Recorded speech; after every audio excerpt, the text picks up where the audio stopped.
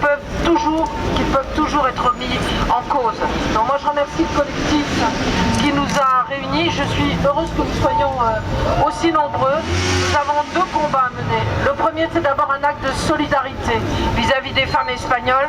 Tu l'as dit, effectivement, celles qui ont de l'argent, celles qui ont les moyens pourront toujours avoir accès à l'IVG. Parce que quand une femme a décidé de ne pas avoir un enfant, eh bien, elle trouve toujours les moyens, et on sait que pour ceux qui n'en ont pas, cela se termine souvent par des drames.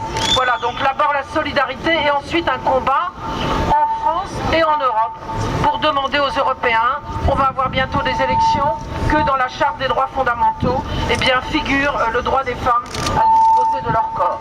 Voilà, simplement cela, et dire aussi que les combats doivent continuer pour se battre contre ceux qui empêchent encore, parfois devant les hôpitaux, les cliniques, que l'IVG ait lieu, et aussi le fait que parfois certaines limitations de crédit donnent l'occasion de ne pas appliquer ce que j'avais mis en place en 2000, à savoir le fait qu'on est dans des services d'obstétrique, des services différents qui accueillent les femmes qui vont vers l'IVG et celles qui vont vers une consultation de maternité ou un accouchement.